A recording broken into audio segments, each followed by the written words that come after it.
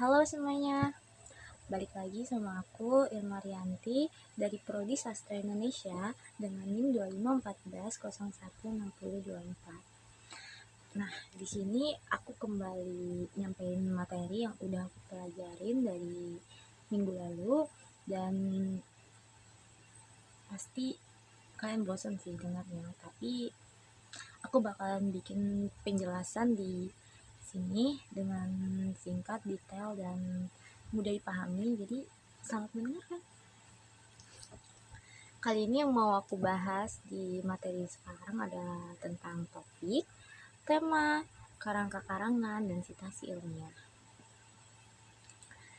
Sebelumnya aku bakalan ngasih tahu dulu latar belakang dari pembahasan kita kali ini, yaitu bahasa Indonesia adalah bahasa nasional bangsa Indonesia.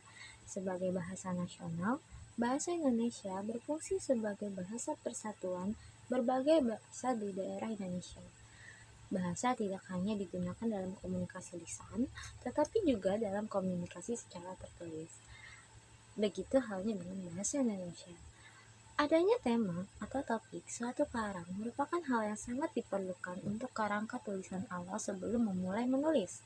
Ini dikarenakan topik atau tema ini merupakan acuan untuk menuangkan isi pikiran atau ide menjadi sebuah tulisan. Hal ini juga berguna untuk mencegah sebuah tulisan yang dibuat melenceng dari apa yang diinginkan dan menghasilkan sebuah karangan yang diinginkan oleh penulis.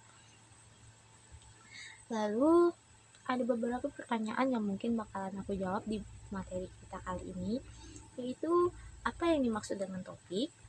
Kedua, apa yang dimaksud dengan tema dan bagaimana perbedaannya dengan topik?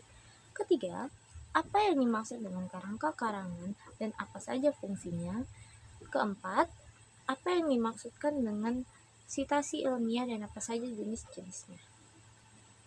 Nah, yang pertama yang bakal aku bahas adalah pengertian topik. Topik adalah pokok pembicaraan tentang suatu hal yang akan digunakan menjadi karangan. Topik karangan merupakan jawaban atas pertanyaan seperti masalah apa yang akan ditulis atau hendak menulis tentang apa. Jika akan menulis karangan, topik adalah hal yang pertama kali ditentukan oleh penulis ketika akan membuat tulisan. Jadi topik ini adalah sesuatu yang perlu kita bahas atau sesuatu yang emang mau kita sampaikan di dalam penulisan kita sebelum kita membuat tulisan atau karangan. Nah, yang kedua adalah pengertian tema. Menurut arti katanya tema berarti pokok pemikiran. Pokok pemikiran tertentu yang akan disampaikan oleh penulis dalam karangannya disebut tema karangan. Penetapan tema sebelum memulai mengarang sangatlah penting untuk menyampaikan suatu ide secara teratur dan jelas, sehingga isi karangan akan dapat dipahami dengan mudah oleh pembaca. Nah, untuk pengertian tema ini adalah bagian penting dari sebuah penulisan atau karangan yang membuat kita tuh tahu tujuan kita menulis ini tuh tentang apa dan apa yang sedang dibahas. Tema ini nih sangat penting sebelum kita memulai menulis. Nah, perbedaan topik dan tema. Topik ini memiliki cakupan yang lebih sempit dibandingkan dengan tema. Meskipun topik dan tema sama-sama bisa dijadikan judul karangan. Perbedaannya, tema lebih umum dan luas, sedangkan topik lebih spesifik dan terarah pada inti pembahasan. Topik adalah inti utama atau pokok pembahasan yang mencakup seluruhan pembicaraan, gelaran acara, atau isi tulisan. Nah, kalau tema ini adalah tujuan awal atau tema itu tuh lebih spesifik ke ide kita tentang apa sih yang mau kita tulis di dalam penulisan atau karangan.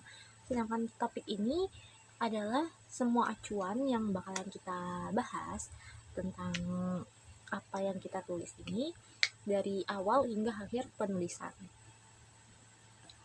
Lanjut, kita ke pengertian kerangka karangan. Kerangka karangan bisa juga disebut sebagai outline atau rangkaian gagasan. Kerangka karangan adalah suatu rencana kerja yang menyusun gagasan dengan gagasan lain di dalam sebuah karangan. Dengan kerangka karangan, penulis dapat menuangkan berbagai gagasannya secara sistematis dan juga terarah.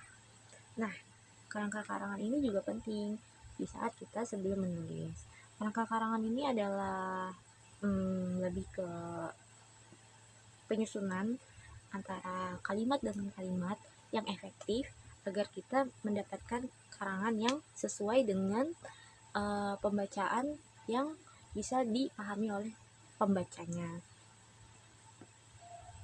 Nah, bagian-bagian kerangka karangan yaitu ada kerangka karangan umumnya terdiri dari 3 bagian utama. Pertama, pendahuluan, kedua, isi atau body, dan ketiga, penutup, conclusion. Setiap bagian ini memiliki fungsi dan tujuan yang berbeda-beda dalam menyusun dan menyajikan sebuah informasi. Berikut adalah gambaran umum tentang setiap bagian dalam kerangka karangan. Yang pertama, pendahuluan. Nah, pendahuluan ini adalah hal yang paling utama dan pertama kali kita bahas atau kita buat sebelum kita membuat kerangka karangan atau sebelum kita membuat penulisan seperti pengantar atau daftar isinya, halaman-halamannya. Nah, yang kedua adalah isi. Isi ini berisi dengan tema, topik, dan pembahasan yang akan kita baca, kita simak, dan kita pahami. Nah, yang ketiga ini penutup. Penutup itu lebih spesifik ke terakhir, pembacaan kita terakhir dalam penulisan yang isinya tuh biasanya kadang ada pesan, ada kritik saran, dan isinya itu juga tentang pesan-pesan pastinya. Nah, yang terakhir adalah pengertian sitasi ilmiah. Sitasi adalah sebuah referensi yang berisi sumber dari naskah yang dipublikasikan atau tidak dipublikasikan. Kegunaannya adalah untuk menulis ulang suatu pernyataan yang berasal dari orang lain. Apabila sedang mengutip suatu teori atau pertanyaan tanpa mencantumkan sumbernya, hal itu bisa dianggap melakukan tindakan plagiarisme. Nah, jenis-jenis sitasi ilmiah ini apa aja sih? Sitasi dibagi beberapa jenis berdasarkan gaya penulisannya. Ketika menulis, harus menentukan gaya penulisan yang akan digunakan. Hal ini penting untuk diperhatikan sebagai konsistensi gaya penulisan. Setiap gaya penulisan memiliki ciri khasnya yang bersumber pada buku, jurnal, media massa, arsip, dan lain-lainnya. Yang pertama, APA, American Psychological Association. Dalam teks, penulisan sitasi dalam teks mencakup nama penulis dan tahun publikasi. Contoh, Smith, 2020. Contoh dengan kutipan langsung, buka kurung, Smith, 2020, P.15, tutup kurung. Yang kedua, MLA, Modern Language Association. Dalam teks, gaya ini mencakup nama penulis dan nomor halaman. Contoh, buka kurung, Smith, 123, tutup kurung. Yang ketiga, Chicago Style. Dalam teks, gaya ini menggunakan catatan kaki atau catatan terakhir. Contoh, John Smith, The Science of Behavior, buka kurung, New York, titik 2, XYZ, Publisher, 2020, tutup kurung. Nah, yang terakhir adalah kesimpulan dari materi kita kali ini, yaitu topik adalah pokok pembicaraan tentang suatu hal yang akan digunakan menjadi karangan. Tema merupakan pokok pemikiran. Tema dapat diartikan juga sebagai pengungkapan dari maksud ataupun tujuan. Tema lebih umum dan lebih luas, sedangkan topik lebih spesifik dan terarah pada inti pembahasan. Topik mencakup inti utama atau pokok pembahasan yang mencakup keseluruhan pembicaraan. Kerangka karangan adalah suatu rencana kerja yang memuat penyusunan gagasan dengan gagasan lain di dalam sebuah karangan. Kerangka karangan memiliki fungsi sebagai penghubung antara gagasan A1 dengan gagasan lainnya dalam satu judul karangan.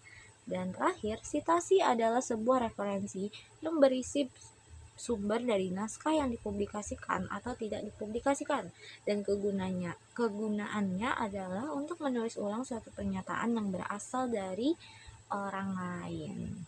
Oke? Sekian dari materi aku kali ini. Ini udah lebih dari 10 menit. Terima kasih udah dengerin penjelasan aku yang agak panjang ini. Semoga kita ketemu lagi di minggu ke depan. Bye bye.